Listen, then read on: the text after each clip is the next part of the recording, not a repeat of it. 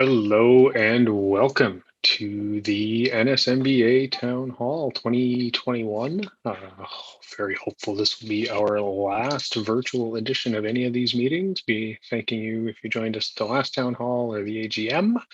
And as all of those were so excellently done, we've decided to engage the same folks behind the scenes on this. So big thanks to Sheldon Barr for making us all look like we know what we're doing.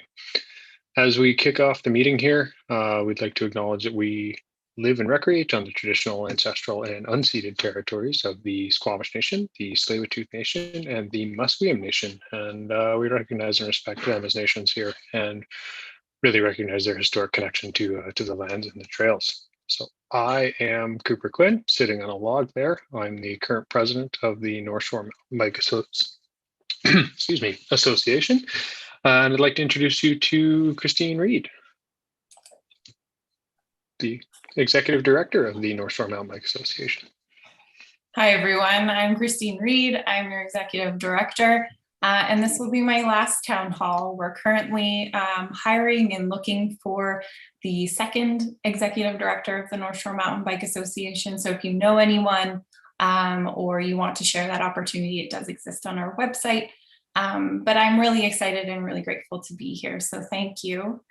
Our meeting this evening will go as we'll get another introduction to the rest of the team and the staff here at the NSMBA from Cooper. We'll do a bit of a COVID catch up, hear how things have been impacting the trails and how that's changing mountain biking. You'll get a financial review from our treasurer, Kat. She's a fresh new face to our team and we're really excited to have her. You'll hear a membership update from myself, hear about some trail advocacy from Cooper, learn a little bit more about our strategic plan and where we're at in that process. And then we have about half an hour, 45 minutes for question and answer, because we would love to hear from you. And Zoom meetings, I mean, I think we're all really zoomed out and excited to meet in person once again. I hope next year, our next town hall meeting or even our AGM later this year will be in person. So we're using Slido through the YouTube channel or through, if you're watching it live on our website, you can log into Slido. There's a link there. The code to log in is NSMBA TH for town hall.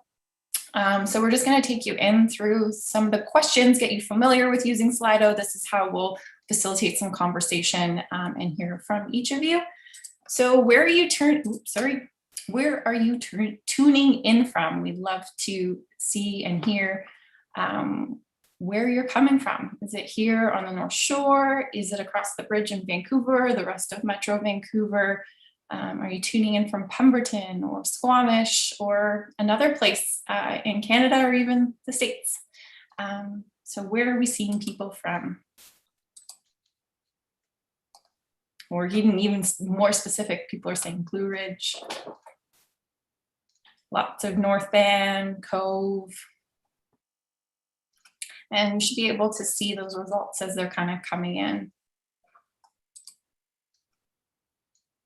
Awesome. So just to get us a little bit more comfortable, we have the next question is, and you can see it on Slido here, is which mountain do you ride, hike, or run the most often? Is it Cypress, Frome, Seymour? Maybe you weren't hanging out on Frome this weekend because we had a friend visiting, but maybe that is your more local trail. Maybe you love hanging out on Seymour. Or maybe it's Cypress. Looks like Frome's winning right now, just a little bit, but it's fairly close. Oh, there's Cypress. Cypress is starting to show itself. Awesome. Well, Seymour, it looks like it's winning in the end. Fantastic. And one last question to get us comfortable here. I'm just going to close this one, is what is your favorite trail on the North Shore? This is a very open-ended question, but let us know what your favorite trail is on the North Shore, whether it's hiking or biking or walking your dog. What is your favorite trail? Espresso. Yes. Any others? Boogeyman. 7th. Oh. Awesome. We're just trying to get everybody really comfortable using Slido. This will be a tool that we're using. So sometimes while we're going through this process of chatting with you, there will be some conversation that you'll notice either below me or beside me here of questions. And so you can participate in Slido there either through asking your questions or participating in the question that's ahead of you. So now I'm going to pass it over to Cooper now that we've played around with Slido a little bit to introduce the rest of the team, our board of directors. All right. So we couldn't do any of the things we do as the NSMBA without volunteers. And there's several layers of the volunteerism that we see out there. Certainly one of the one that you may not see as visibly out there on the trails is our board of directors. So this is our team of volunteers behind the scenes that does everything from membership systems to computer financial stuff to planning to organizing youth trail days to answering emails from concerned residents around the shore, and then ultimately advocating for you as trail users out there on the network and making sure that we have the financial wherewithal as an association to do so. So about 12 of us at any given time, myself included there on the board. So we've got Ben and Ben, who've been a great team this year, knocking a bunch of cool stuff on the membership side and the First Nations engagement side out. We've got Brent, who's been with us for several years, really works well on the education and the youth component of things. Our rock star Isabel on the advocacy side and the community relations side of things. And we've got Ken responsible for some minor things that you might be aware of, like our raffle that's currently happening that you should go buy tickets for. We've got new to the board this year is Vanessa, who's the secretary and has been an awesome addition there. So welcome to have her on the team from the AGM last year. And Buck Halliday, who you may be familiar with. Awesome on the membership side of things, really has been a good front-facing person for us over the past few years, which has been really challenging given the COVID situation, as you may not see Buck's smiling face at the trailhead as much as you used to under the tent. You'll see him out smiling on the trails, but it's not perhaps quite as engaging. And Buck's been great on the membership side as well. Another new one to the board here is Jackie, director of events. So we will talk a little bit about some of the events that we've got coming up. It's a bit of a moving target. As some of you may have seen, BC launched its restart plan today, so we'll be incorporating that in as best as we can and as fast as we can. But things like the social badgers and some of the other social events that we'll talk about fall under Jackie's purview at the moment. And then we've got Colin and James. Colin's responsible for a lot of fun things, everything from running AI programs on trail counters and traffic counters to the presentation that you see before you and the formatting of it. And then James has been working on the advocacy side, lots of different fronts to James there. He's been those two have been another couple of great additions to the board this year. Then we've got what we're now calling our official finance team and our finance committee. So Kat is new to the board this year and has taken over from Laura as the official treasurer. Laura will be stepping down from the board. And another past treasurer still heavily involved in the association behind the scenes, that we can't thank enough, is James Brooks. You may recognize him as the man out there in the trails in the flashy jerseys who looks kind of like Jim Carrey. Certainly has a big enough smile. That's James out there. He does everything from writing checks to filing taxes to make sure our charitable status stays on in good standing, which is super, super important. So those are all the kind of main volunteers behind the scenes at the board level. And then we as well, of course, would not be able to do any of the things that we do without our current full-time staff. In addition to Christine Reed, we have Todd Fiender, the young man on the left there, who some of you may know as a slightly less younger man named Digger. We've got Joe Wywitka, who's been our trail crew leader here for a couple of years. out there on Frome and Seymour Mountains. And then we've got Ryan Pugh, who's been with us for a number of years now as our administrator. He's been now our communications manager, and Ryan really handles everything from emails at info@ to organizing trail days to anything basically organizational and operational related might go through Ryan at some point in time. And if you've messaged the NSMBA about anything through any platform, it's probably gone through Ryan and ended up at hopefully its intended destination.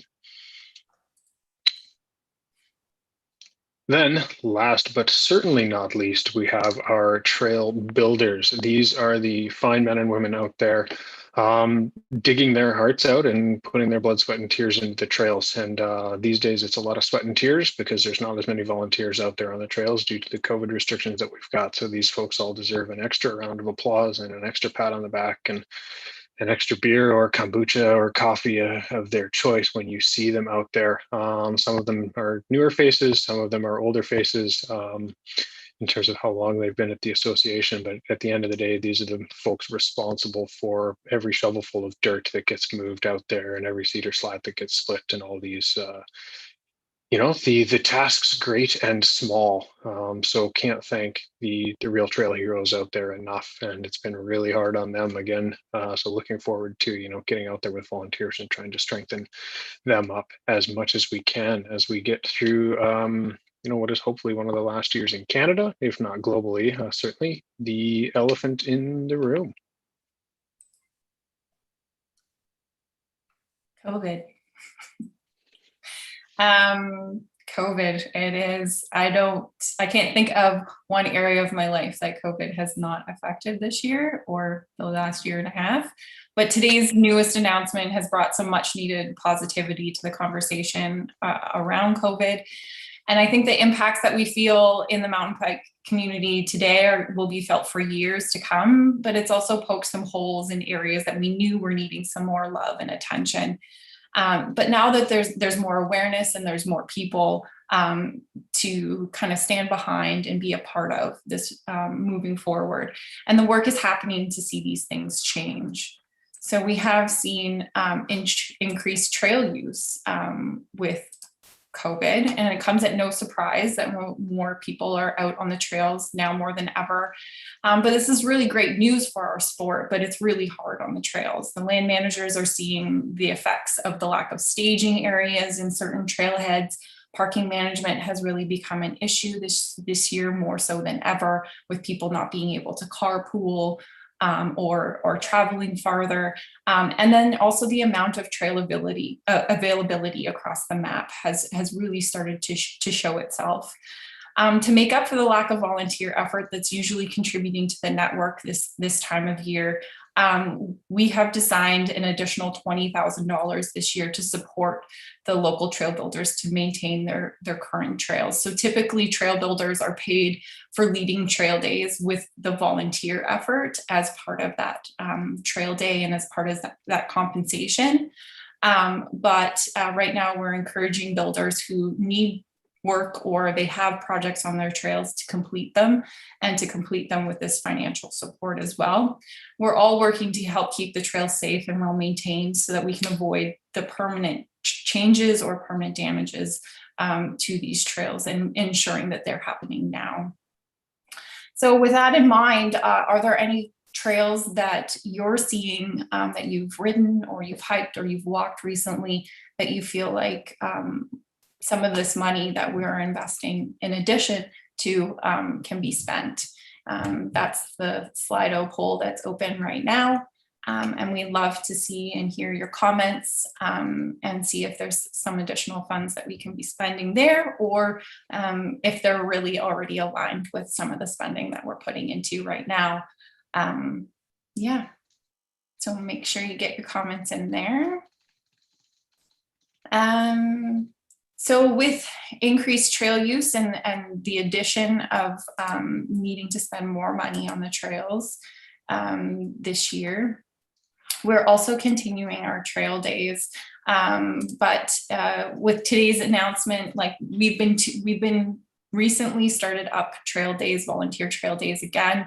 We were limiting them with our certain protocols and procedures, trying to keep them within the bubbles of folks who are hosting the trail days, either with that builder. So the builder would call a few of their friends and their friends would come out and help them and volunteer on the trails. But different builders have different comfort levels or have different bubbles. So with today's announcements, we're considering as an organization what the opening of our trail days will look like to the public. It's because we know that folks want to participate and they want to come out, and you want to come out and be at a trail day. I recently was able to participate in a trail day on Pennzoil a couple weeks ago, and it was like revisiting an old friend. Just being able to be out and see people on the trails and do a little digger dance on the bridge and just see other people moving dirt. It was really amazing. So we will and continue to do and have protocols and procedures that abide by and go beyond the provincial health orders for contact tracing and health checks. But this is dependent on our builders and the board of directors' comfort levels. So we'll be exploring opportunities for these to continue to occur and occur bigger. It sounds like September could be a great opportunity to maybe, just in time for fall trail building season, be able to host those bigger trail days like we used to have, going back to a little bit of normalcy. We shall see. So with that in mind, like, how likely is it that you will attend a trail day this year? Are you waiting for that permission to come out? Are you connected to a trail builder? Have you already been out to a trail day this year? Are you still hesitant and not wanting to participate because maybe you don't feel safe? Are there things that we can do to make it feel more safe? So we're just interested in learning a little bit more about how likely you'll come out to a trail day and any comments as to why or why not. And COVID obviously has made it very difficult for us to host our community events. I really miss Fivers. I think it was like a month ago where I really started, which is usually in April when we're getting together again and we're meeting at Parkgate Park or we're meeting at the Frome parking lot, and being able to see people that I haven't seen in a while. I really felt that lack of community event in my heart this year, but they will be back in full force in 2022. We could potentially look at a Fiver, maybe something special for September, depending on how the rest of the summer goes and how public health orders shift and change. But as we know anything about COVID, it's always having to adapt. So we might be able to pull something like that off, but it might also change. So we can say confidently, though, that next year we will be seeing Fivers and social rides back. And so in the meantime, we are going to continue with our very successful Social Badgers event that we did last year. It's an online challenge. You can find out through Trail Forks, the routes, and how you can get that fun little badge. And then we also have some other trail challenges that are coming down the pipeline.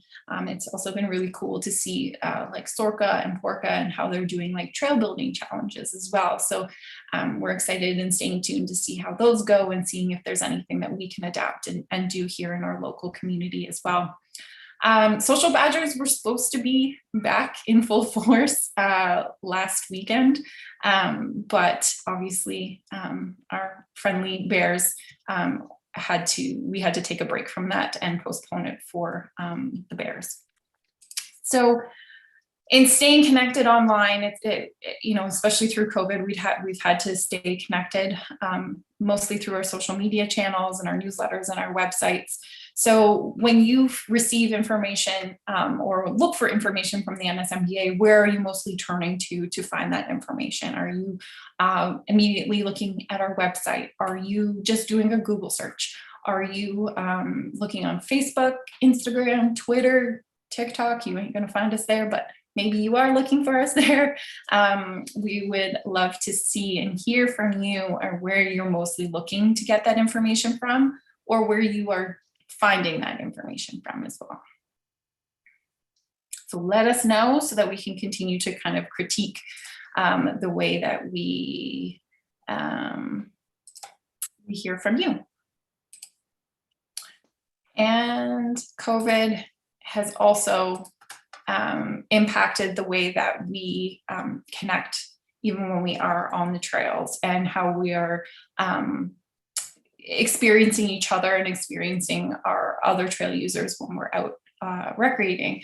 The popularity of the North Shore trails is not going to give up, and we will have to adapt and play nice together and be respectful of people's comfort levels that are out there, and how much or little people are social distancing when at trailheads and congregation points on the mountain. We have received various emails from folks who are concerned about this. So our message is always to, socially distance, be nice, say hi to each other.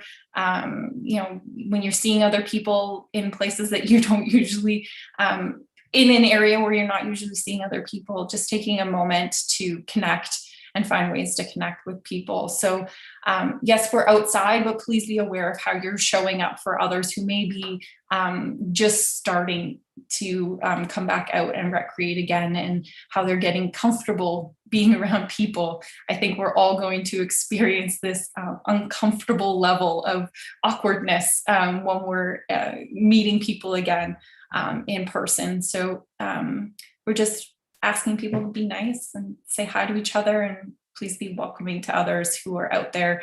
All of us are just trying to get a nice little peace of mind. So here's my question to you. When you're out recreating on the trails, do you wave and nod at other people when you're out recreating? I know that I very awkwardly wave at every cyclist.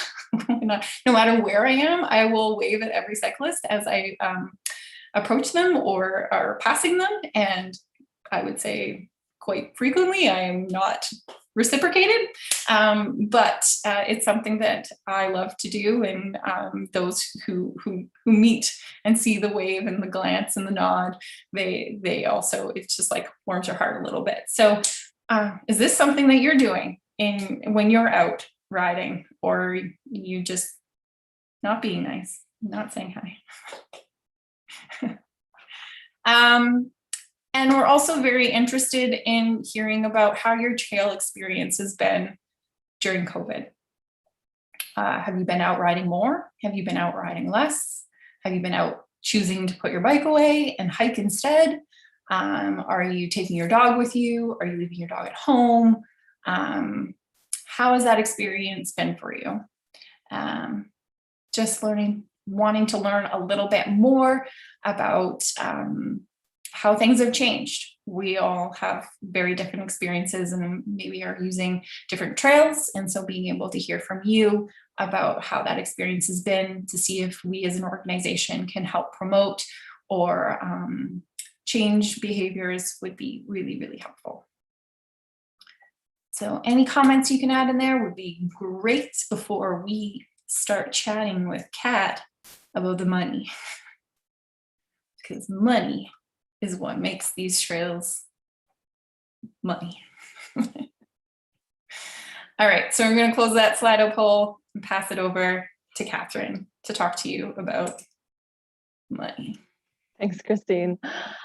So we are actually in a really great position financially, and I'll give you a little more explanation on the next slide there. Next slide, please.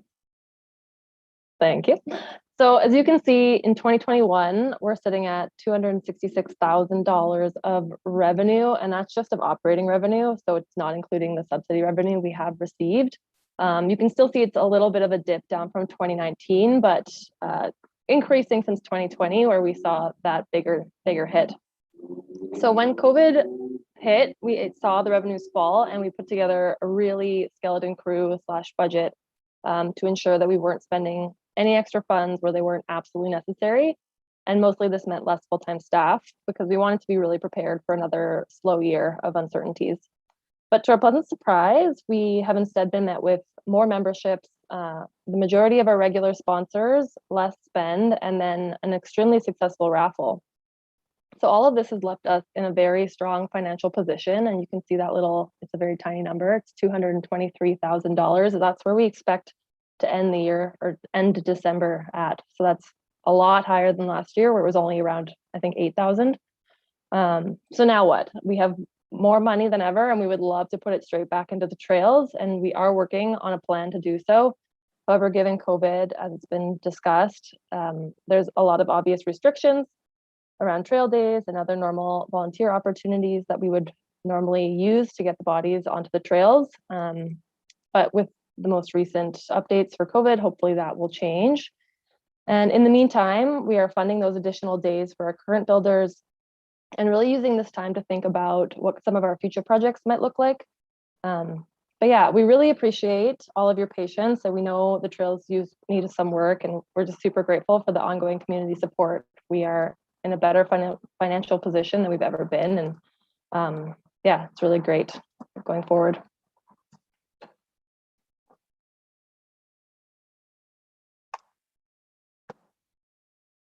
Back to Christine, I think. Perfect. Thank you, Kat, for that. And thank you for sharing some wonderful numbers with us all. And what keeps our finances extremely healthy is our members and those membership dollars that we are seeing come through, and we continue to see those grow. So with the growth of our usership, we're also experiencing growth in our membership, which is really fantastic. We need those numbers, not only because they relate dollar figures into our organization, but also they are really, really impactful when we go to speak with land managers and we advocate on behalf of trails.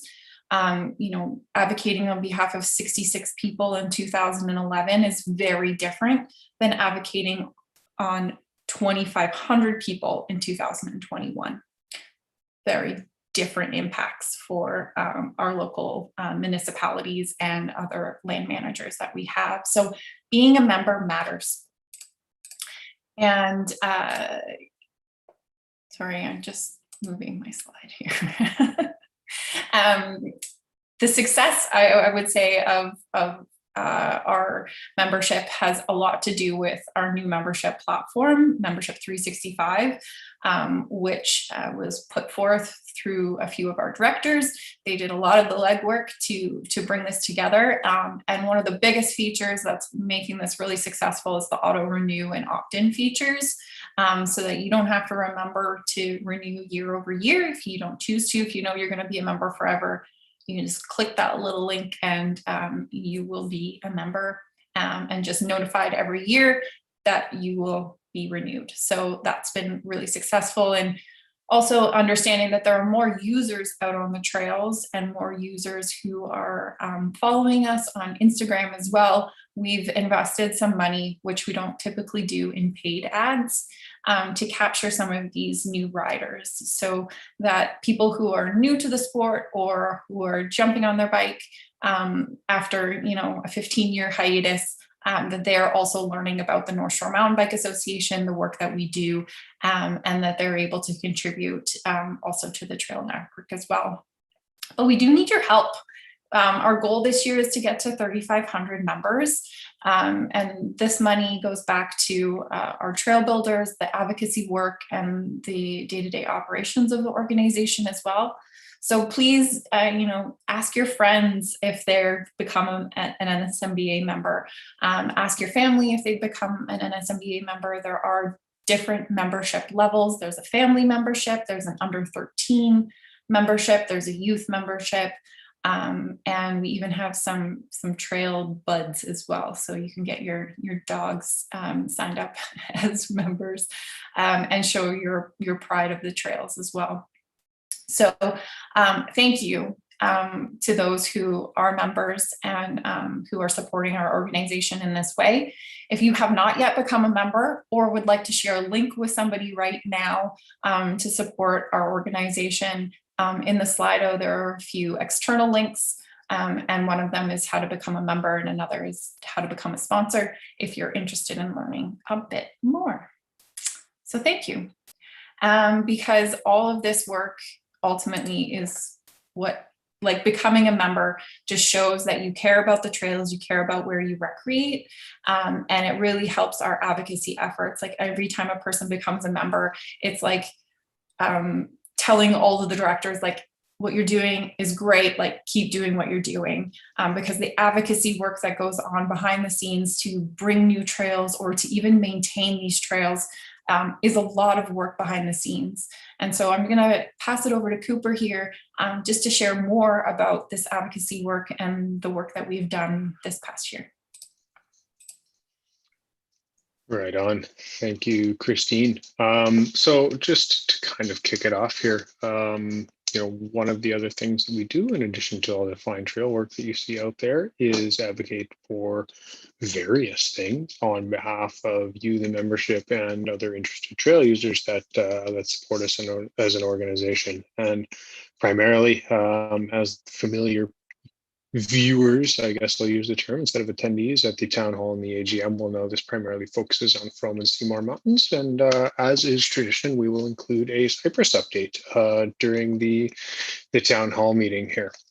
One of the things I'm noticing in the Slido and is a bunch of comments on plans to expand the network and how can we leverage the COVID-induced increase in trail usage to pressure governments for more support. That's a common theme of the question. And one of the things you can definitely do at any point in time is go to the website. And as, again, frequent viewers may know, I will always harp on the need to make your voice heard to land managers. We can advocate on your behalf. We do so very hard with multiple meetings. Usually we have quarterly meetings with all of the land managers, but ultimately one of the strongest things we can do together is put our voices together and make things happen. And we've done that several times throughout the past few years, be it teeter-totters, be it the Seymour Trail Strategic Plan, which we'll touch on in a moment, or other odds and ends throughout there. So if you're in that Slido as well, you can go to that top left where there's the three little bars, click on that, and then there's a feedback about the trails. Click that link and it will take you away to see how you can help provide that very directly. And ultimately, as trail users, and depending on where exactly you live, some of the links at that some of the emails and stuff at that link, you are those folks' bosses. They are elected officials. They, in theory, answer to us, the public and the taxpayers. And so having our voice heard to them and telling them that you support us is very, very important. As I've said in the past, we hear a lot of negative things about mountain bikers, negative interactions on the trails, be it different type of trail building and stuff like that. So making your voice heard in a positive light is one of the best things you can do. Asking very directly for the things that you want, be that a double black trail or a another AMTB all access trail or a jump line. And the land managers will hear those things. We hear those things. We can combine our voices and make things happen. So let's talk first up about plans on Mount Frome.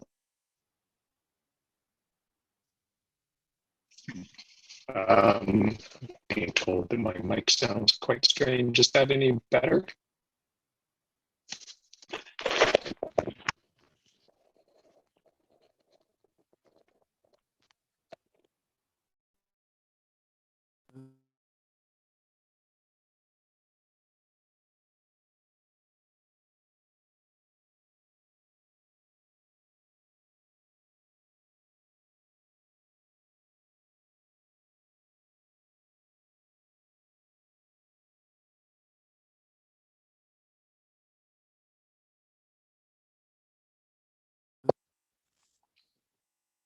Is that any better?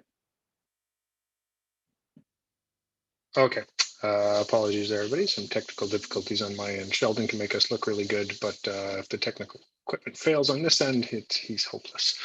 So let's talk quickly about some of the advocacy pieces on Frome. The most important piece of news up there that everybody and their mother and brother and sister and father is emailing us and asking us about is the fair that was on Frome last weekend. They got them up closed, unfortunately, during the long weekend. We don't know a whole lot more than you do other than what's in the news. The mountain is back open, and it is my understanding that they have not found that bear at this time.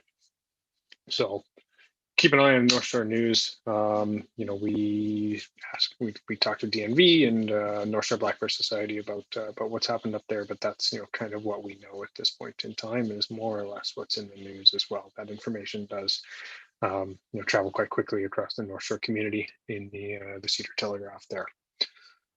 Another question I see quite a bit in the Slido chat there is about the double black, challenging lines, keeping things gnarly and stuff like that. So it's been on the docket for a few years now, as these things tend to be. Building new trails is very hard, it takes quite a while. But we do want to construct a new double black line on the central Frome zone. There's a lot of environmental kind of things that we have to work around. And as you can see, there's two different primary land managers on the center of Frome there. There's the DNV, and that tan patch in the middle is Grouse Corp land. So that's private land owned by the mountain resort there. So working with both of them to build a new line on that center of Frome. So if that's something you'd like to see happen, we will need your vocal support for that. But that proposal should be going in this year, and in an ideal world we'll be building that in the near future here. Does that happen? It happens with your voices. One of the things that I mentioned there earlier and Christine mentioned is trail etiquette, especially this year in the COVID. One of the things that helps us as an advocacy organization is if people actually like mountain bikers. That's not always the case. Certainly I'm not pointing the finger at anyone. There are just a certain number of people out there who don't have etiquette, be it mountain bikers, be it hikers, be it runners, be it dog walkers, but making sure that you as a mountain biker understand that you're an ambassador for the sport at all times, whether you have the bike on the back of your car or are out riding. You are a very identifiable trail user, and people do not always have positive interactions with mountain bikers. So let's see if we can work on that. And that will honestly go a very long way towards getting some of these trail programs and trail projects done that we'd like to. On that note, COVID has brought about a lot of things. Expansion in trail users is one of them, and then an great expansion in unsanctioned trail building is another. One of the things that would help get some new lines and new trails built in the sanctioned realm that will maybe not get removed, it'd be to slow down the unsanctioned trail building. This burns up a lot of time and effort from our end and from land managers' end, and reduces their desire to ultimately work with mountain bikers to get new trails built. The NSMBA comes at it from a standpoint where we understand that the unsanctioned trail building is a symptom. It is not the underlying problem. The underlying problem is that the users who are primarily the users who are building those trails, or because it's not a trail experience that they're able to fulfill within the sanctioned network. Unfortunately, that's not an excuse to go do it, and it burns valuable volunteer time, burns valuable dollars, and it burns out the people that we need to be on our side and our team to help make these projects happen on the approval side and on the land manager side. So keep that in the back of your mind next time you pick up a rake and you want to go do something. Is could you spend that time writing emails? Could you spend that time engaging with land managers, engaging with elected officials instead? And ultimately, then maybe we can build a better line that will last longer for, as a permitted trail. And you could be that permitted builder if you actually wanted to help with that project. And that's not a problem that's unique to Frome or even to the Lower Mainland at all. But it's very much a challenge, and I know that's frustrating for people to hear, but that's the reality of it. So if you want to see those trail experiences happen, work with your local trail association, in this case us, work with your land managers to help to try to make these things happen. It takes a long time, and I understand that that's frustrating. This double black proposal has been, it was basically first proposed prior to my tenure as president. So that would have been 2016, 2017. These things take a long time. The AMTB project took about 5 years too. So let's band together around these things and we can actually make them happen on Frome and on Seymour as well. So anyway, I'll step down off that one, but it's been a real challenge for us, and the explosion in users has certainly exploded in trail building realm as well. The other thing that the giant COVID explosion in trail users has done is put real stress and strain on the parking in and around Mount Frome, especially the Dempsey-Braemar area and the Frome parking lot there. So, there's not a whole heap we can do about some of that. What I can say is that, if you are a single man or woman and you're relatively fit, maybe don't park in the parking lot. Leave that for those kids, leave that for those hikers, leave that for those families, and do a little bit of extra pedaling, encouraging people to ride to their rides. Great pedal through Princess Park up is my usual route to the bottom of Frome there and up. So be mindful of that. Be mindful that you are in people's backyards and their neighborhoods. It's a brief touch on Frome, just from a very, very high level for folks as well. As you can see in the yellow there, that's the District of North Vancouver Parks managed land, the Grouse Corp land in the center there. The top right to when we get over there towards Kirkford, there's Metro Vancouver Parks. And then as you get further to the right, there's the Lower Seymour Conservation Reserve, managed by Metro Vancouver Water Operations, which dovetails into Seymour Mountain. So the Lower Seymour Conservation Reserve there in light blue on the left, then into primarily, so that is Canadian Mortgage and Housing owned land that is managed through Recreation Sites and Trails BC. This is the historic Blair Rifle Range. And then the two land managers you can see on the right there, in green we have BC Parks, and in yellow we again have the District of North Vancouver. And the district also has a chunk in and around the kind of Hyannis area there in the Blue Ridge neighborhood. Excited this year that Metro has been working on an update for their trail strategic plan, especially on the eastern side of Seymour. This includes trails like CBC, and just kind of that whole eastern network zone. There's certainly unsanctioned building that's happened in there as well. We weren't particularly pleased with their last trail strategic plan, but working with them through this one, they've got some new people involved there, and it's been quite great. So excited to see what that ends up with. We haven't seen the final product yet, but it probably will answer several people's questions in the chat there, be it around CBC, hopefully Cambodia, and some other trails like that. So excited to see that kind of move ahead.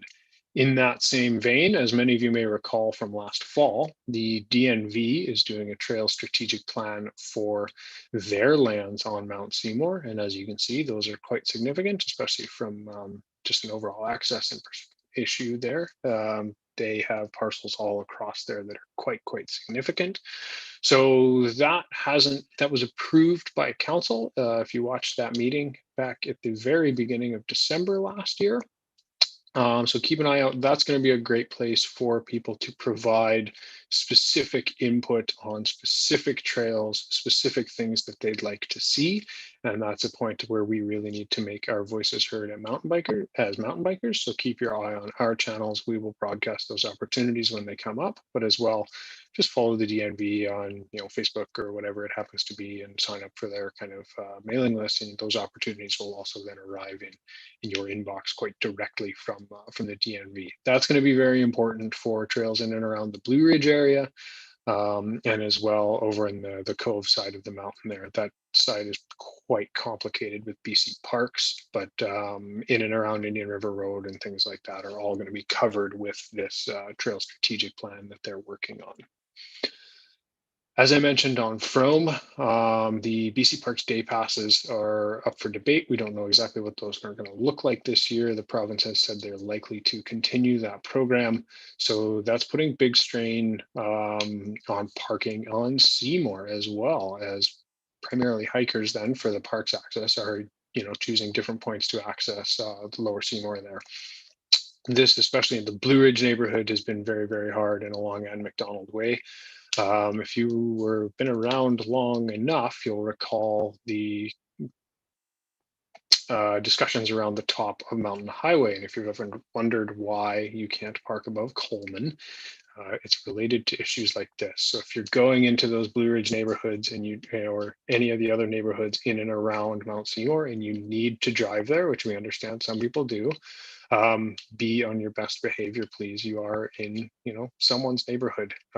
Someone's son or daughter is looking out the window and, could be seeing your beers in the street, whatever it happens to be. So please, take those activities to other places if you can, and just be on your best behavior. And if you can ride to your ride, even better.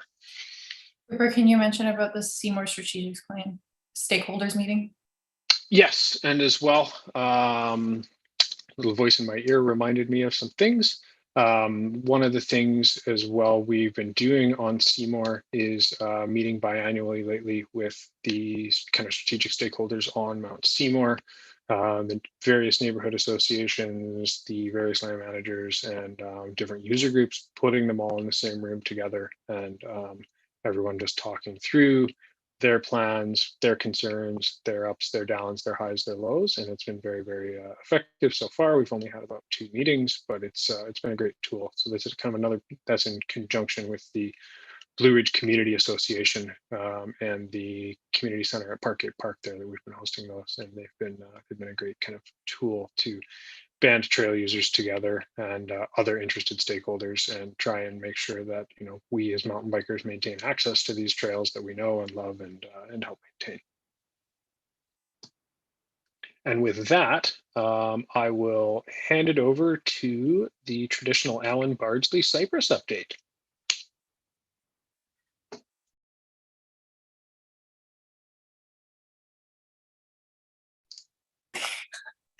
Yeah, I'm gonna screw that up. I am not Alan Bardsley, but we do have a Cypress Mountain update. We're really excited, as you can tell through my enthusiasm, and I'm trying to channel some of Alan's enthusiasm, because for many, many years he has been working and bringing us town hall meetings, AGM meetings. Cypress is coming, something in Cypress is happening. He's been a huge advocate for Cypress, and including the NSMBA as part of that conversation, and always keeping our members up to date and encouraging them to participate in this advocacy piece.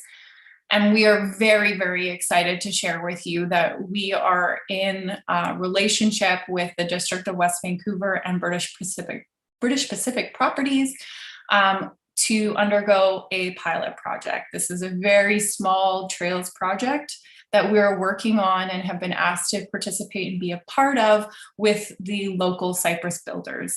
So we're working to support the local Cypress builders with their vision of the trails and help manage the paperwork on their behalf. So when we think about the people who come to the table for these meetings and conversations, it's District of West Vancouver, British Pacific Properties, the Cypress builders, the Cypress advocates, and then the NSMBA, to be able to support the insurance, the policies, the procedures, all the paperwork that kind of goes behind the scenes that I know makes a lot of builders very hesitant to be in relationship with their local land managers. So yeah, we're going to sit at the table, and we're currently putting together that project along with the local builders. It's kind of like a proposal, so it's still in a phase that we can't share too much about, but we're there, we're at the table. We're really excited to include Cypress as part of that full North Shore piece. And what's also very exciting is that there will be some funding opportunities, both from the District of West Vancouver as well as for TAP sponsorship, to be able to support these trails and support the builders in being able to continue to maintain and build on their trails that they've established there over on Cypress. So thank you, Alan, for allowing me to share that information. And thank you for always including the NSMBA, and thank you to the builders who are putting their trust and support in us as an organization. It's been a really great way for all of us to move forward and to see and welcome Cypress to part of the sanctioned mountain bike trail network here on the North Shore. So it's exciting times. And then Alan also had another update he wanted me to share. Part of Cypress, they're they're also building the Cypress Village. It's still in its planning phases. Last time that Alan spoke at the town hall and the AGM, he was sharing a survey that he was encouraging mountain bikers to be able to fill out.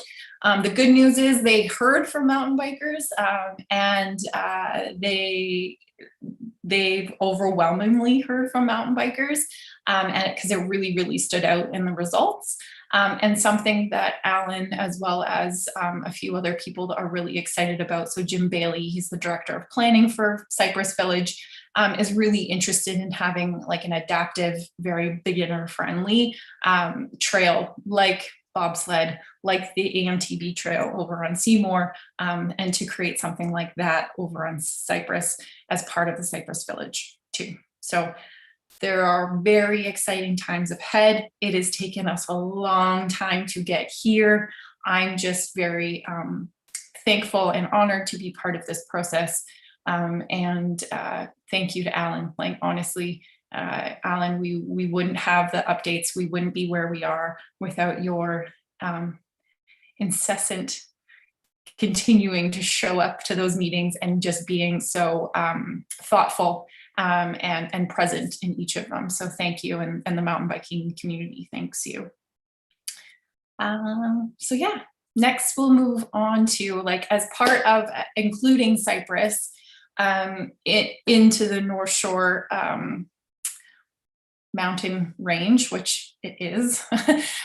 We are also participating in our strategic plan right now. So we're going through our strategic planning process, and you may have heard me speak to this at our AGM, was when we first shared it with our community and shared it with you to help and participate. So for the reason why we're doing the strategic plan, because I think that that's something that I have heard a lot from the community, is like, why are we doing a strategic plan? It's something we even discussed as a board. Why are we going through this process? And it's because for the last 21 years, we've functioned as an organization without a strategic plan.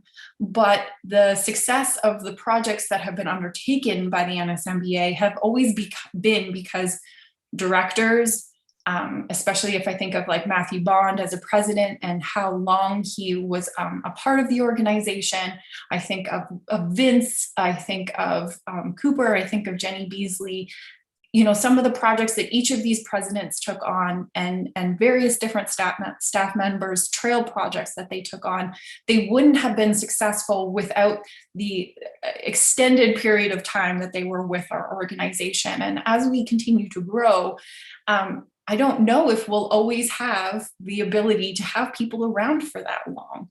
And it starts to bring up questions and concerns about the legacy and as about direction of an organization, because depending on who sits in what seats and for how long that they're there, the direction of our organization could always be changing. And yes, we have our constitution, which supports and directs that, but a lot of organizations and a lot of businesses have strategic plans to help ensure that there is a focus. You know, every year when we see new boards of directors, they're like, what's the focus? What are we doing? What's going on? And every year we're like, we're making it up as we go. What do you want to do? And ultimately, yes, the trails are that main focus, but how are we growing as an organization becomes really, really important. And so for the past decade, I've heard from presidents that they've been wanting to create space and time to develop this strategic plan, but it's always been kind of thrown on the back burner because of more important things: trail projects, hiring, creating different events, putting on the fibers, looking and exploring social. So we took on these other pieces of our organization that we felt were a stronger priority.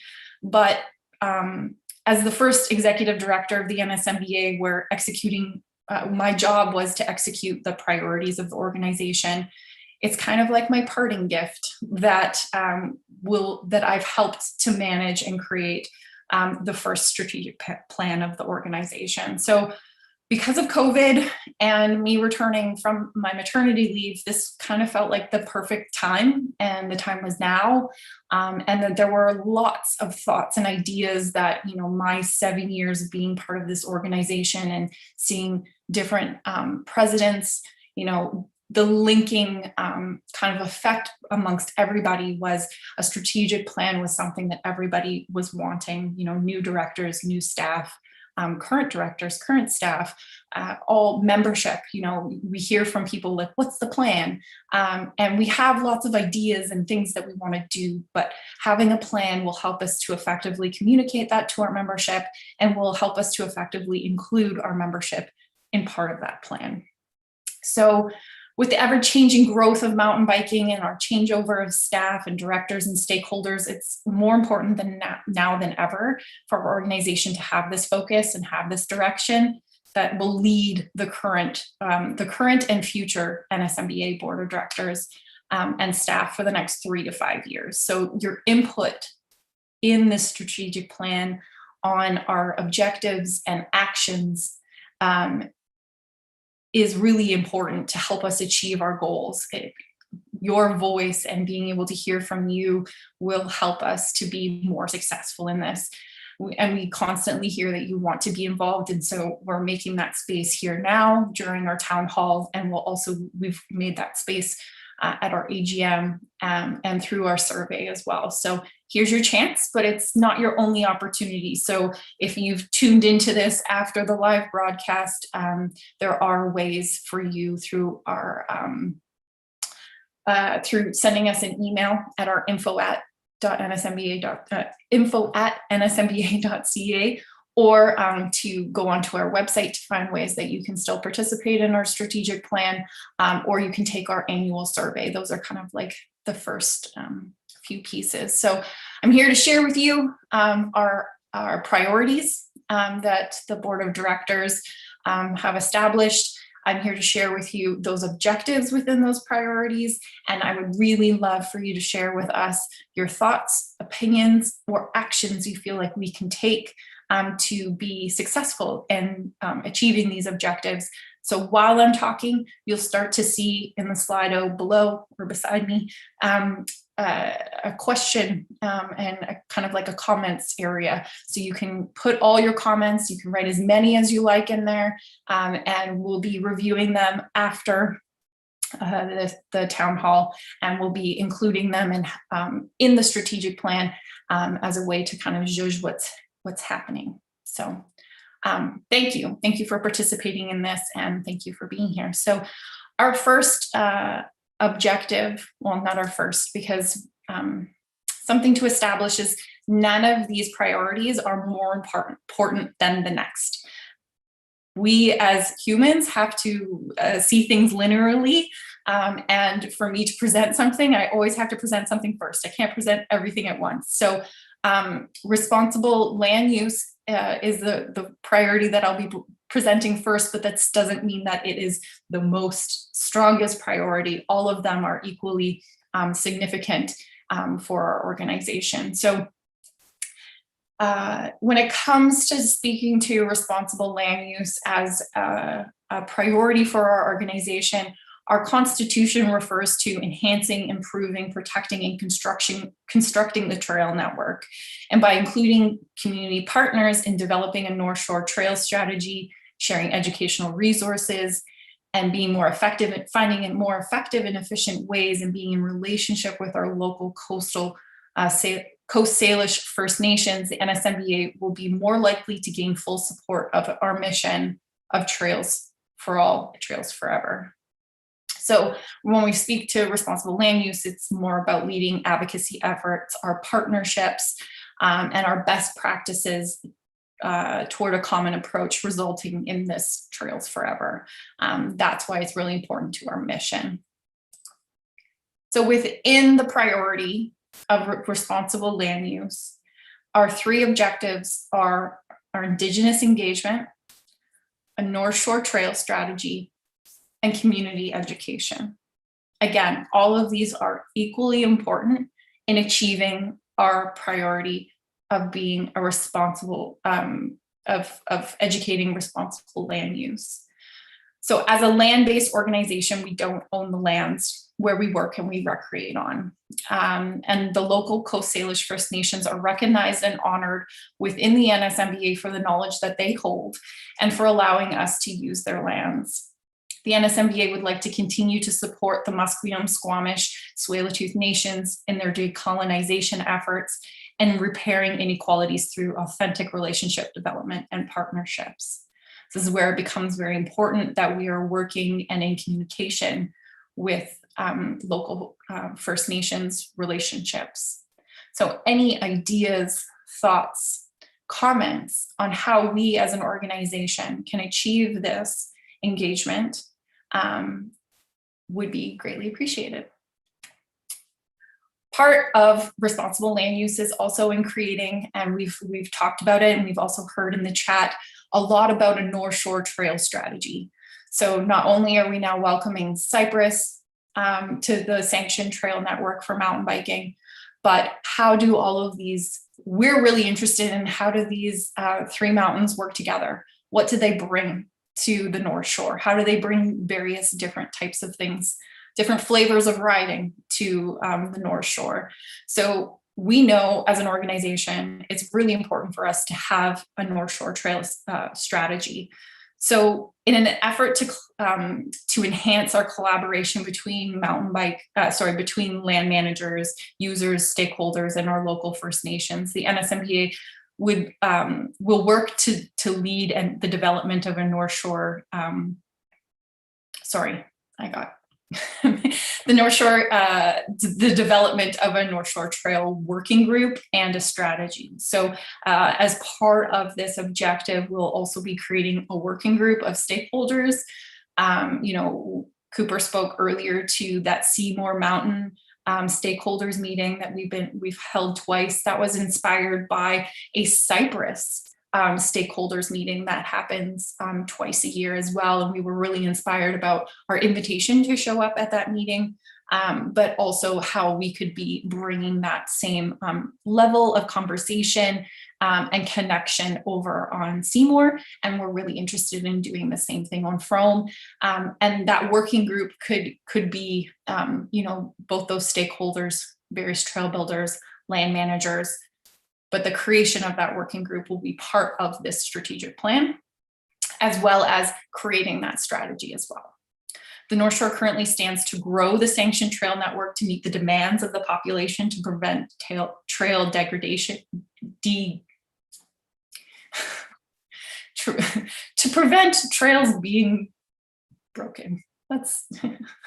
My brain has gone with having a baby, so I cannot pronounce that word right now.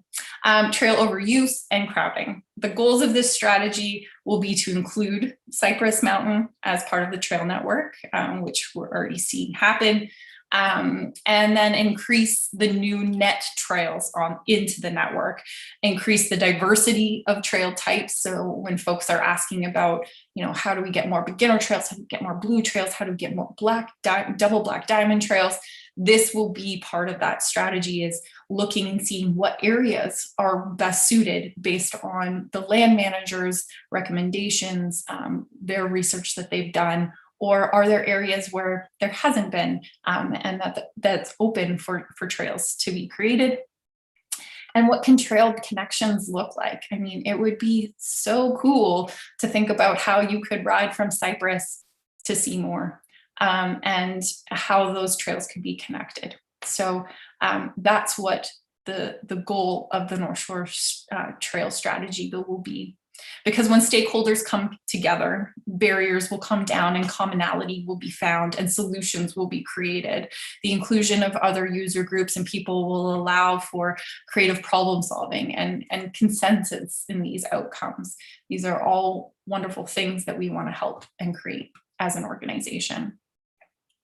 And then community education. We know we have a lot of work to do, and we've really seen this during COVID around community education. We spent a lot of time talking about parking and parking management, trail etiquette, But in learning and being in partnership with our local First Nations and various stakeholder groups through the North Shore Trail Strategy, we'll be able to find more, better, and efficient and effective ways as a community to communicate and educate our membership and the public.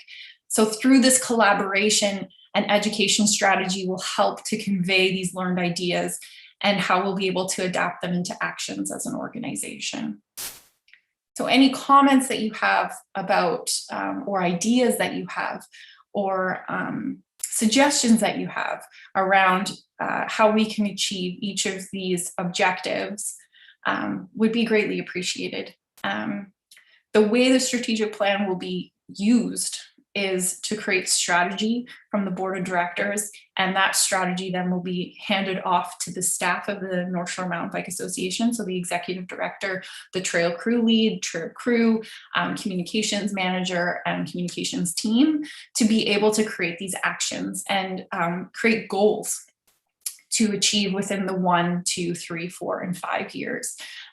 So they'll be taking and looking at this plan every 6 months to see how we've been able to achieve some of these things and what's still outlying. Next is people, because trails don't build themselves. We need to care for our people and attract new people with fresh ideas and opportunities for our organization and the sport. For the NSMBA to maintain and grow a sustainable trail network on the North Shore, it must have the support of the community. And we need to create a diverse and inclusive space that encourages all members of the community to participate as trail users, members, and volunteers. The NSMBA and its board should reflect the diversity of the community that it serves.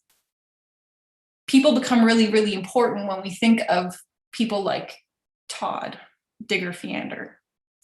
It makes me so sad to think about the day where Todd is not in my life and that I can't just pick up the phone and call him.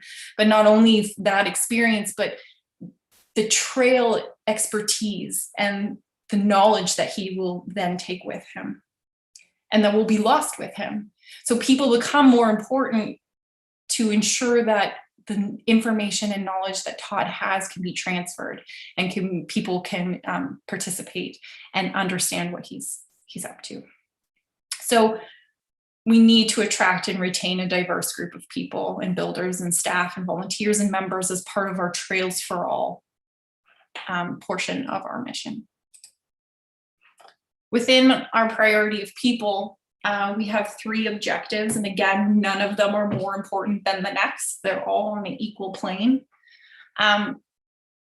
But we will start with the advocacy plan. The NSMBA is working to be a respected voice for the trail advocacy within the North Shore, within the trail user community and through partnerships with other trail user groups, and by developing our credibility. In the past, we've received feedback from land managers about their concern that the NSMBA only represents one type of user. And by expanding our engagement and partnerships with a variety of trail users, we can have more of a cohesive voice with our local government. This advocacy plan will encourage the organization to consider how relationships and partnerships with other trail users can elevate the work that we are already doing. So how can we take any of the advocacy work that we're doing for, say, a double black diamond trail, and how can we take this advocacy plan and work to include other trail users to show the need for this trail on the North Shore, just as an example. Another objective of our priority of people is our Trails for All tool. I think we can all remember about 3 summers ago, the writing of the Trails for All statement of our organization, stating that we understand that we're privileged and that we have a lot of work to do in terms of diversity and inclusivity and equality within the mountain biking community and here on the North Shore.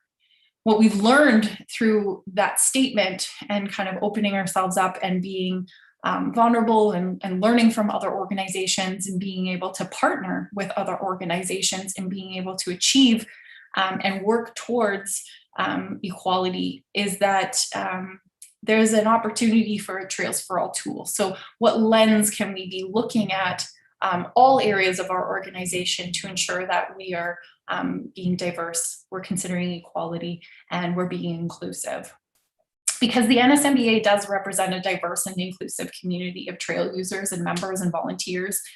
And with this growth in our membership, we're seeing growth in that representation, and our community events are enriched, and our organization will continue to further grow and benefit the community. So this tool will ensure that the legacy of the Trails for All initiative continues, and it's something that is always top of mind in all areas of our organization, from hirings to trail days, and how we're encouraging people to come out to our trail days, and how it's supportive of all of those who participate in any area of our organization. The NSMBA board and staff should reflect the diversity of our community and the work that they do, because the work that they do has lasting impact and can be sustained, so that it can also be sustained over a long term. With the enhancement of representation in our mountain biking community, the NSMBA will be responsible and proactive in reflecting the community through our directors and staff. So instead of waiting and sitting back, we are being leaders and we're being proactive. Diversity will enable our organization to learn from new perspectives and grow its membership with those who see themselves reflected in the NSMBA's administration. Any comments about that would also be wonderful. And last but not least, our development plan. So as an organization, we see turnover in our board of directors, and we see turnover in our staff. And just like we would like to be proactive in being inclusive and in being diverse and in working towards equality, we also need to be proactive in thinking about our pipeline. You know, when I spoke about Todd, who are the folks who are lined up to fill the gold hole that will be Todd Fiander. And, this became extremely relevant right now for our organization as we're looking to hire the next executive director. What does that development plan of people look like? How are we investing in our trail builders? How are we investing in their education and their development? The same with our staff. Who are we reaching out to join our board? And how are we ensuring that we always have a full and healthy and diverse group of folks who are participating at a board level for our organization? So those will all be included in our development plan. So any ideas, comments, actions that you feel like we can take to help us achieve and create our development plan. So maybe there's something for us to consider. Maybe you've worked in HR before, or maybe you've created a development plan for your team before. Please feel free to share or give us examples of how we can create these things. Maybe your organization or your business has created a Trails for All tool before, and the same with an advocacy plan. We're not looking to create these from scratch or reinvent the wheel. We're not the first to think these ideas. So any support that you can give our organization right now would be fantastic. So thank you to those who are sharing their thoughts and ideas there.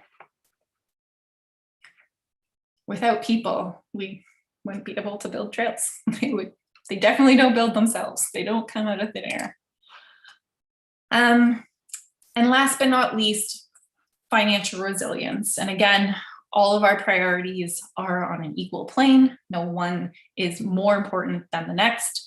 But as an organization, financial resilience is very important to secure a sustainable future for the NSMBA, and for us to plan ways to fund the growth. The growth in trails, the growth in usership obviously means we need to be spending more money on trails.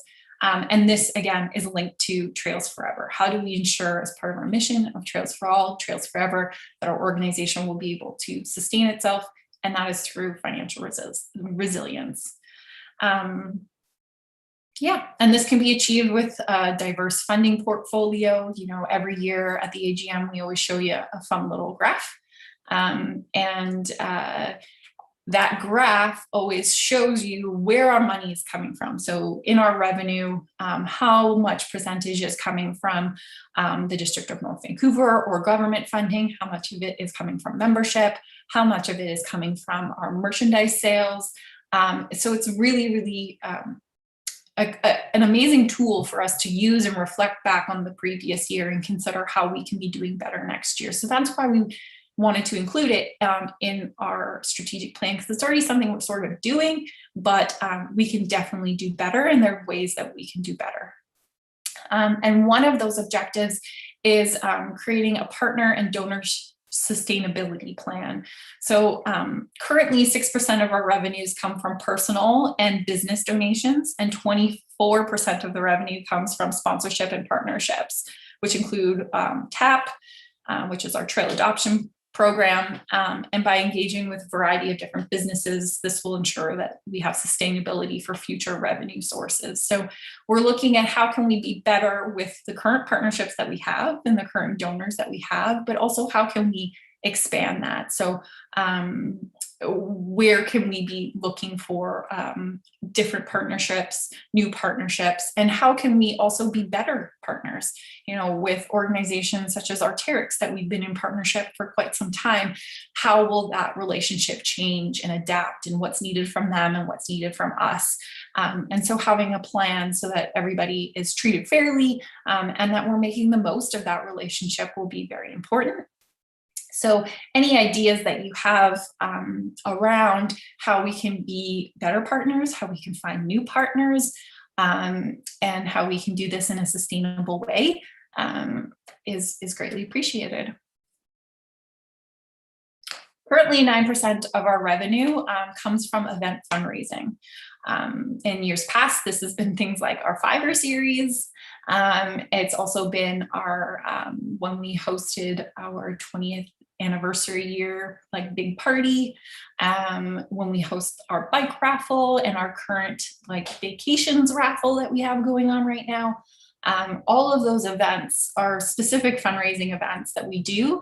And if 9% of our revenue is from that, there's such an area of opportunity for that to grow. And we've seen huge success. You know, when we did our first bike raffle about 4 years ago, it was awesome. We raised over $30,000. And then when we did it again last year, it raised even more money. And we were also able to support Color the Trails through that bike raffle because we hit a certain threshold for financing the work that we needed, that we were able then to also give back to another organization that is doing so much great work around diversity and inclusivity and equality within the trail community. So it helped us to develop and build that relationship. So any ideas that you have around either community events that we could do or how we could create this strategy would be greatly appreciated. You know, we started, not only do we do community events as fundraising opportunities, but they're really, really great opportunities for us to get in front of and get face-to-face with our membership, to meet various different people in our community. And it's definitely something that we're all missing so much this year. So any ways that we can work to think of new ideas or different ways to fundraise within the community would be greatly appreciated. Share your thoughts, share your ideas. Any support you could give would be fantastic.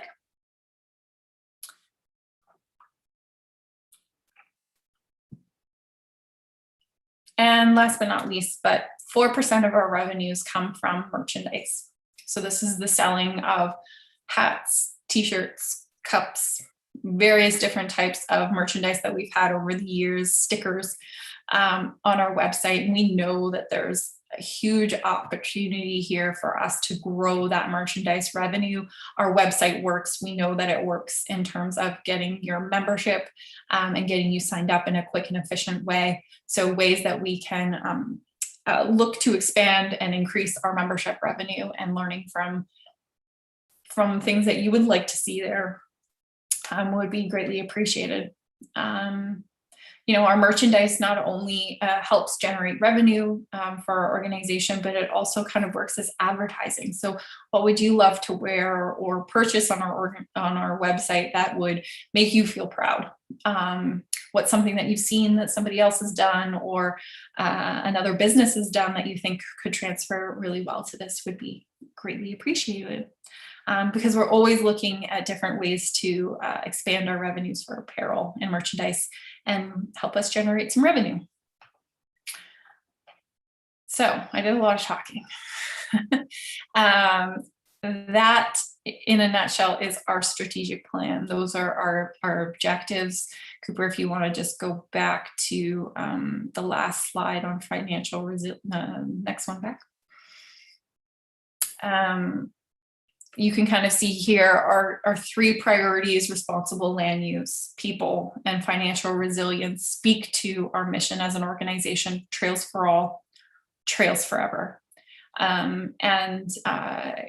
Being able to execute on this plan over the next 3 to 5 years, I think will bring our organization into a very focused, I think about how this will show up for our membership. It'll show up as us being very efficient and very effective with each dollar that comes into our organization, being efficient and effective with every volunteer hour that our board of directors puts in, and being very efficient and very effective in being able to create results, trails, more dirt moved for our community. So thank you for participating. Thank you for sharing your ideas, your comments. We hear them all. We do read them all. And we're really, really excited to be able to show our strategic plan to the community. Our plan right now is to kind of have this summed up by the end of the summer. So there are still some opportunities to participate. If you're just tuning in now, or you have some really cool ideas about responsible land use that we kind of move through in the Slido, our annual survey is available and still open right now. If you're in Slido, you'll be able to, like Cooper was talking about, the 3 action buttons. There are some external links there, and one of them is our annual survey for you to take.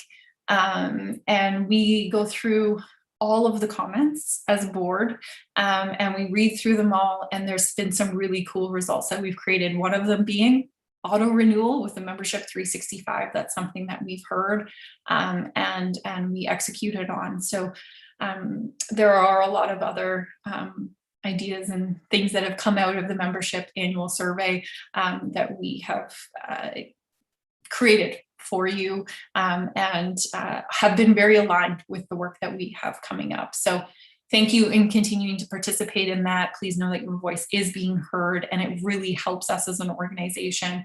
With a lack of strategic plan, the annual survey has kind of been like our next best thing to be able to hear from our membership and be able to create some cool strategy for the year to come.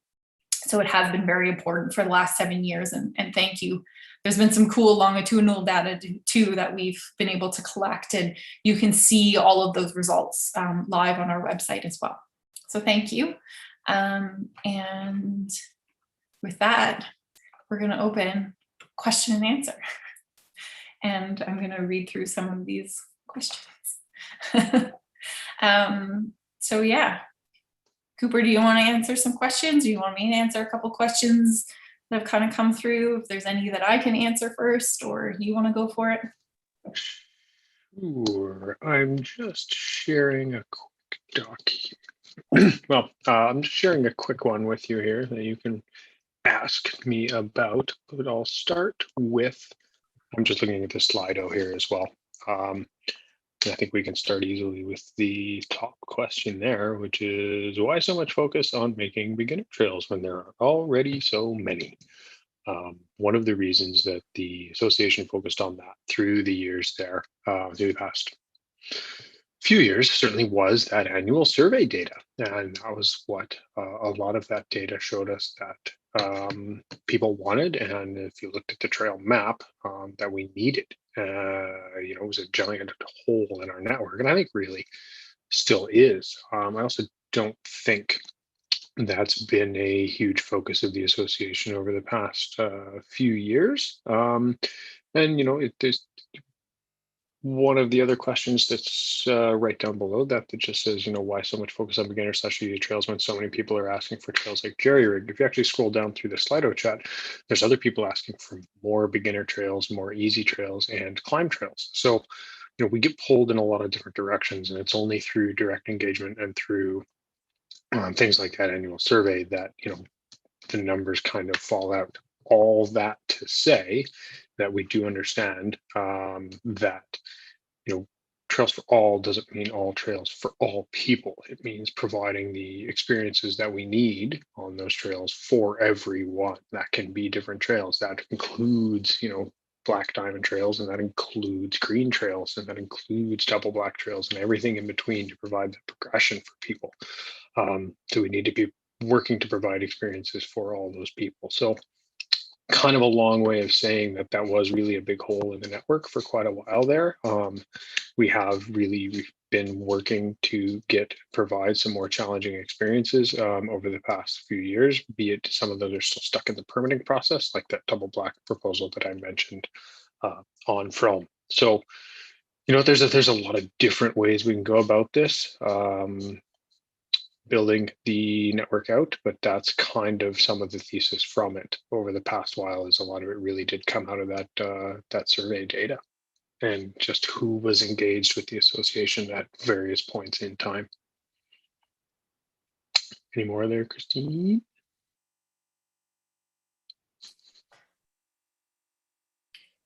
Apparently there's a question from YouTube about bringing back the gear swap. The gear swap. The gear swap was an amazing community event, and certainly when Christine mentioned in 2011, there was 66 members in the association, and at the end of its tenure, the gear swap was, I believe, doing somewhere in the $4,000 to $6,000 worth of revenue range, if memory serves, and ultimately it was an enormous amount of effort to put that gear swap on. And so certainly the financial component was no longer like that. The work just wasn't worth the financial component anymore. It was an amazing community event. So we do recognize that. We have tried to fill that gap in with other community events, be it parties, be it various things. Obviously, those haven't really been a thing for the past year or two for various reasons, COVID being a big one, certainly over the past year. So trying to harness the community spirit of that gear swap and of the North Shore Bike Fest before that is something we have been recently discussing and trying to figure out how once we can all gather again in large groups and actually get permits for that, that we'll do that and make sure that community spirit lives on. But ultimately, the gear swap died because it was just an enormous amount of effort without the financial payback that the rewards just weren't there when we were an organization doing $250,000, $350,000, $450,000 a year. That $4,000 or $5,000 piece just didn't quite make the cut. Unfortunately, I do understand, the legacy piece of it there, though. But working to harness that in other events going forward.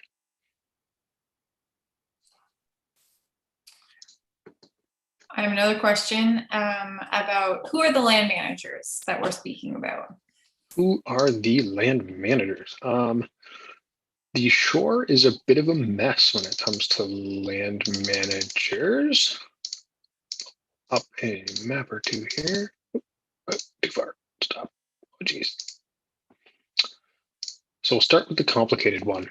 So Mount Seymour here. As you can see, there's basically 5 different land managers on Mount Seymour. There's BC Parks, there's the District of North Vancouver, there's CMHC, lands managed by Rec Sites and Trails BC, there's the Lower Seymour Conservation Reserve. So those are the government entities that operate those lands. Whether or not they actually own them is another discussion. But so those are the people who we as trail users and maintainers and builders have to go to get permission to work on those lands. So BC Parks and Rec Sites and Trails BC are provincial level organizations run by the province of British Columbia. The District of North Vancouver is a municipality, so that's your city, that's where your property taxes go. And then the Lower Seymour Conservation Reserve is run by Metro Vancouver, which is an amalgamation, previously the Greater Vancouver Regional District.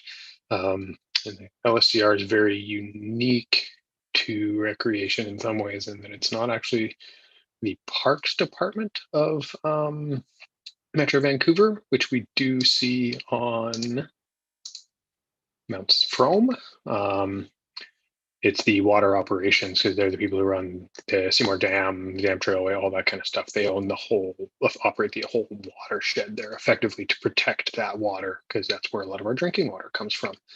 And then on Frome, primarily the land manager is the District of North Vancouver, and then as well that Grouse Mountain piece in the center, and a small piece through just the standard Metro Vancouver Parks Department. So those are the folks that give us permission to operate on their lands, and those are the folks that give you permission ultimately to recreate on their lands. Okay, Cooper, you're going to have to repeat the question I asked you so that people know what the question is. When will trail work be allowed to happen on CBC again? I've been told I have to repeat the question because you can't actually hear it. So when will trail work be allowed to happen on CBC? So last question, finish that. It was, who are the land managers, and basically what are the land managers? This one, CBC, comes up every year, as it should. Marquee trail that was built to last for a very long time, and is, considering the lack of maintenance that happened on it over the past decade or so, it's remarkable that it's in the condition that it's in. We're hopeful that significant changes to the maintenance level on that trail come out of the work that Metro is doing on that Eastern Seymour strategic plan update that I mentioned earlier in the meeting there. So if you missed that, Metrovan, Lower Seymour Conservation Reserve, is updating their trails plan for this whole section of Mount Seymour east of the Seymour River. So CBC is obviously part of that. So we would love to see maintenance happen on that trail. We'd love to do maintenance on that trail, and we've been talking to them about that every year since at least I've been involved. So hopefully soon, but no solid answer on that, but hopefully it comes out of the trails plan there. There's just a general comment about trail expansion. Maybe relate that to the strategic plan. Several comments about trail expansion. Yes, something we'd love to do.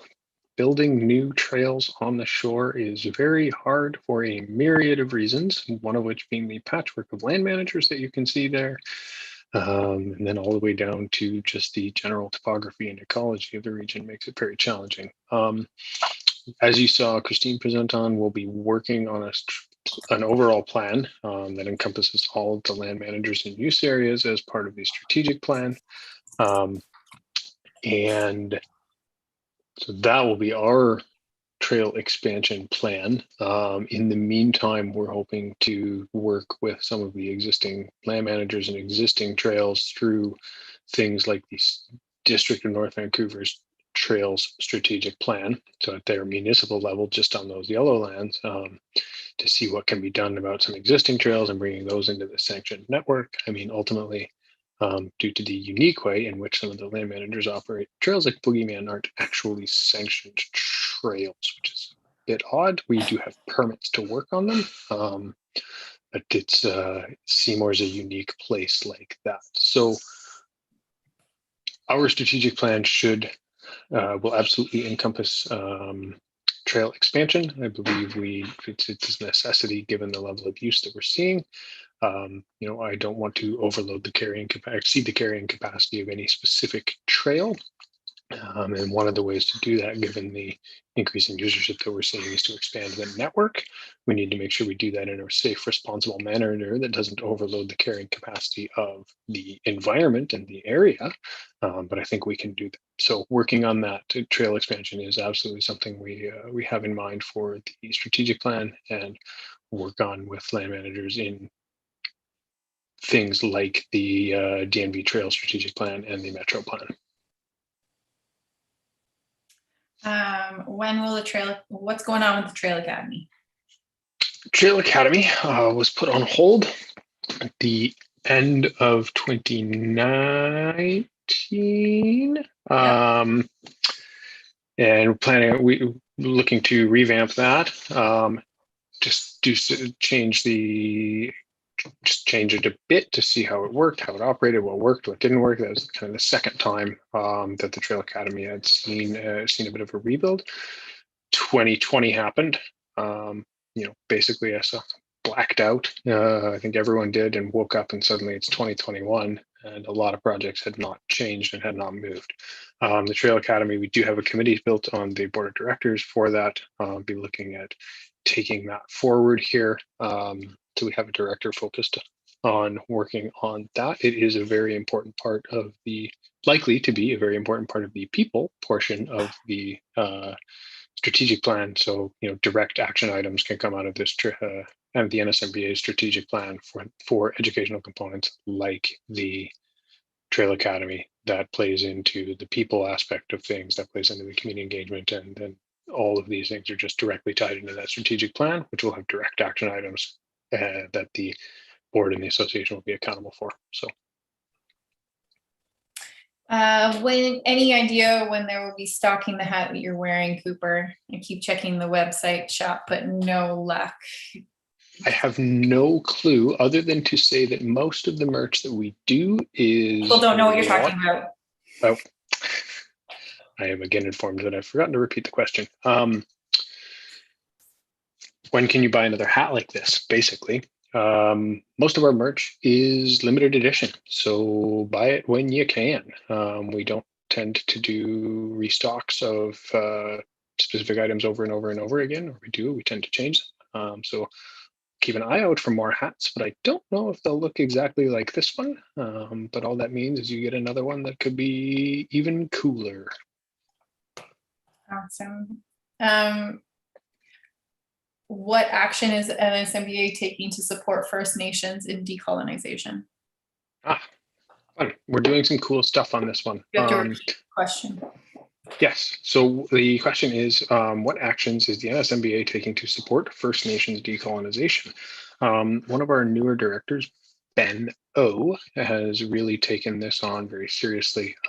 And while there's nothing I think I can speak to immediately, he's gotten a long way on something that, Christine and I and the board, various boards at the time, and one of my predecessors as well, worked hard on with specifically the Tsleil-Waututh.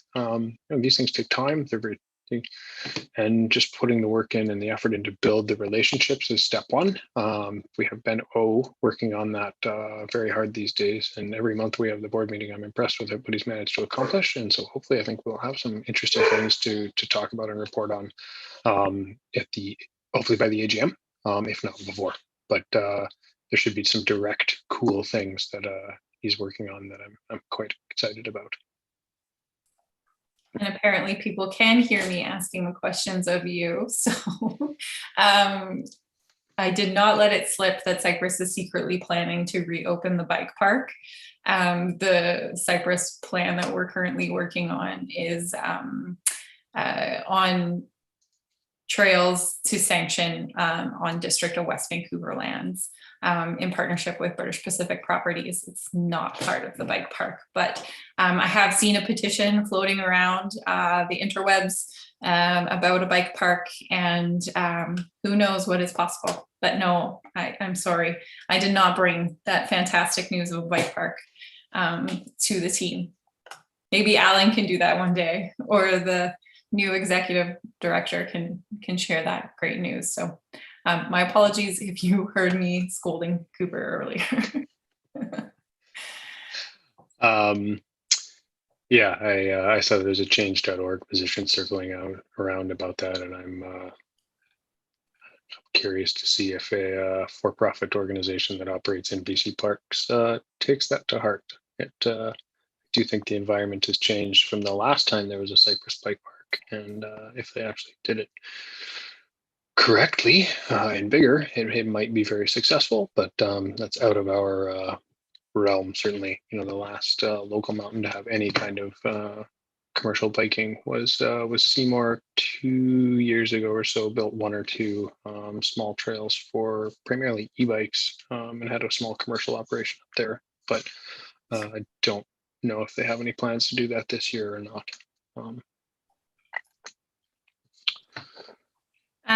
There's a few questions coming in about current sanctioned trails at risk for imminent closure, and I feel like that kind of links a little bit to folks wanting to put their input in on Metro. It sounds like Metro Vancouver's plan. So people are interested in learning more about where can they see Metro Vancouver's plan, their strategic plan for their trails. Can they share their input? And who can they contact to advocate to keep any of the trails that are currently sanctioned open? As far as I'm aware, famous last words, at this point in time, there's nothing currently sanctioned that's at risk on Frome or Seymour. The DNV Trail Strategic Plan on Seymour will be an interesting piece of the puzzle for a number of literally decades old unsanctioned trails. So that'll be a place that people will need input. What exactly the LSCR's plan is a bit of a mystery. Certainly their current trails plan is available on their website. If you just Google around on the Lower Seymour Conservation Reserve site there, it's an enormous PDF. It covers everything from very exciting things like the specific dimensions of concrete benches to what they foresee as the future of cabin trailing TNT. There was plenty of opportunity for community input on that. That happened back in 2015, 2016, somewhere in there. And I don't know if I doubt there will be additional opportunities on this update that they're working on with a contractor, but if there is, we will certainly broadcast that, and it'd be great for people to participate.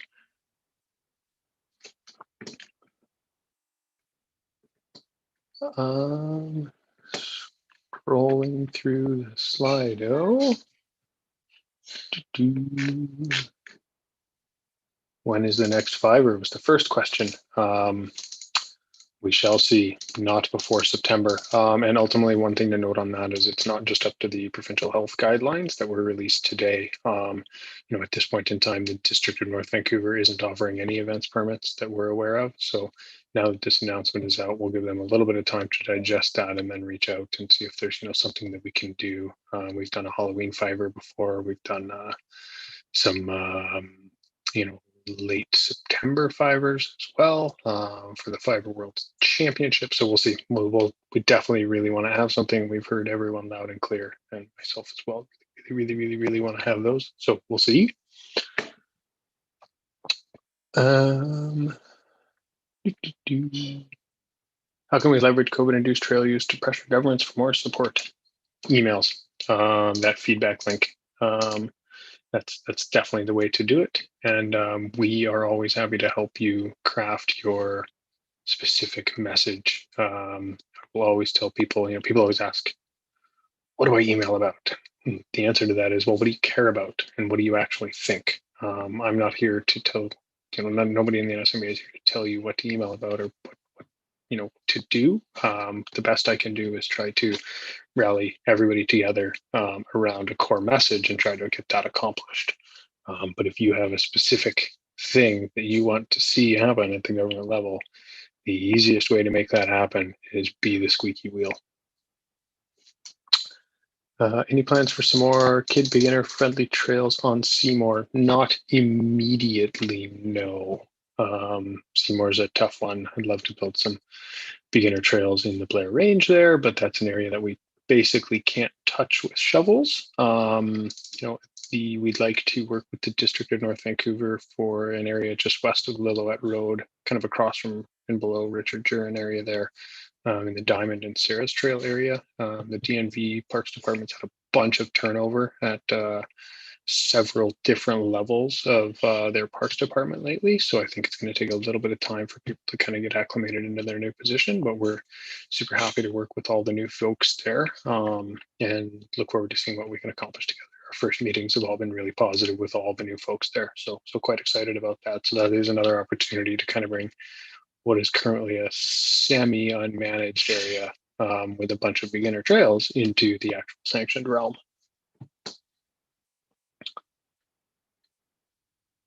Any plans? So no new climb trails on Frome or Seymour planned at this time, really. So any plans for shortcut climbs serving mid-mountain descents are up to you to do some creative routing and make sure you don't go up down trails and things like that. Can we cut to Kat briefly to touch on the revenue versus cost expenses question? Sure, yeah. Basically, our model is really simple. We have very few expenses. The biggest one is our wages. So all the builders and all of our staff, and that makes up about 78% of our revenues. So pretty huge number. And then you have about 5% going to insurance, and another 15-16% going to like trail building, miscellaneous. And then that screenshot also, you saw 2,000 or 266,000.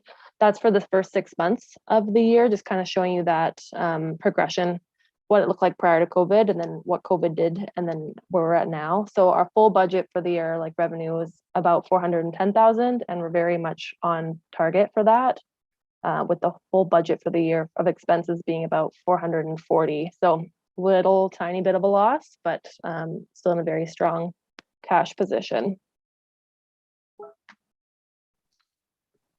Awesome. And yeah, it'll be interesting to see how that shakes out, given, again, the restart plan. You know, everything with COVID has been for everyone, be it you a business owner, a charity, a Fiverr attendee, or anything. It's a moving target. So we'll figure it out as we go here. We're in a strong position right now with the finances, and we want to ensure we end that way. But we also have a lot of work to do on the trails. So spending that down may well be part of the plan. We'll see how it goes. I think all of our builders are jonesing to get out there with big groups as well, or many groups. So that'll probably spend, I don't know, perhaps more than we've forecasted. We'll find out.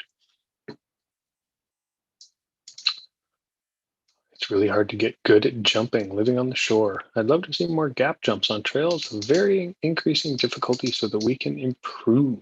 It is really hard to get good jumping on the shore because all the jumps are surrounded by trees. Very scary. Gap jumps that's something we'd be working on as part of the double black proposal on Frome.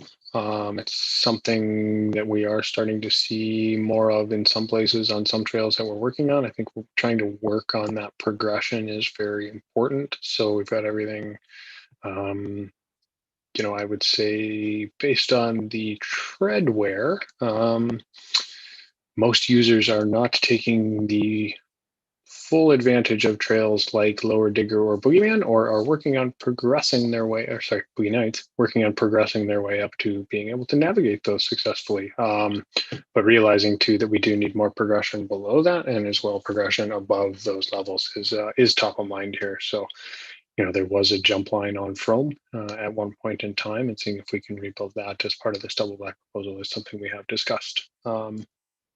And the other aspect of that is working on more places like Lutette and some of the other actual dirt jump areas, and getting those sanctioned and tuned up to a place where people can build through that progression in on dirt jumps is something we're working on as well.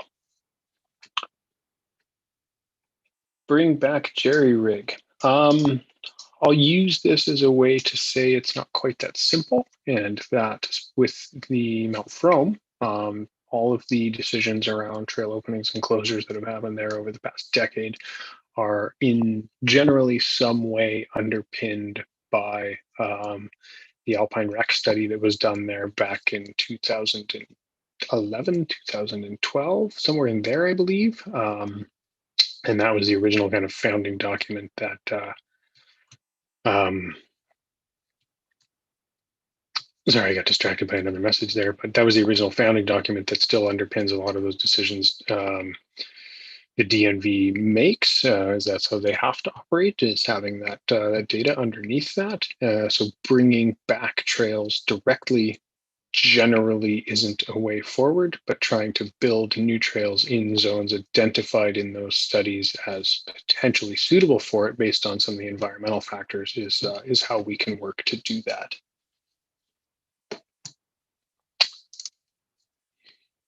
YouTube question from Ryan. Plans to work on some of the existing old school trails that could help reduce traffic on the busier trails, i.e. Upper Crippler, Grannies, take the pressure off Expresso, etc. Upper Crippler is a perfect opportunity to point out that the NSMBA is not the permit holder for all of the trails on Mount Front. Executioner, Lower Crippler, Pipeline, or all of Crippler, sorry, Upper and Lower Crippler. And if I'm forgetting one, I apologize directly, but those trails are all worked on by independent builders. So those are folks that independently hold the permit from the District of North Vancouver and are not directly affiliated with the NSMBA. So again, that's Executioner, Upper Crippler, and Pipeline. I don't know if those trail experiences are necessarily what Expresso riders are looking for, and if that would be effective to take the pressure off of Expresso. But we do very much recognize that those old school trails are an important part of our network and an important part of our history, and keeping those experiences around is important to us. So, making sure that Grannies stays generally in the condition that Grannies is in is important to us, and making sure that that trail experience continues to exist. Expresso is a great example of a way to build progression to pull people, into. I mean, look at how popular the trail is. Ultimately, Expresso takes an enormous amount of maintenance because Expresso takes an enormous amount of riders. And some of those other trails as well can't handle that level of ridership. You just can't put that many people on those trails without destroying them because they're not built to a standard that can take that. That said, Grannies is a secret. Don't tell anybody about it. Don't ride Bookwist for sure. We actually did some work on Bookwist last year. To try and restore some of the armoring on that trail, which is something we don't do a ton of these days.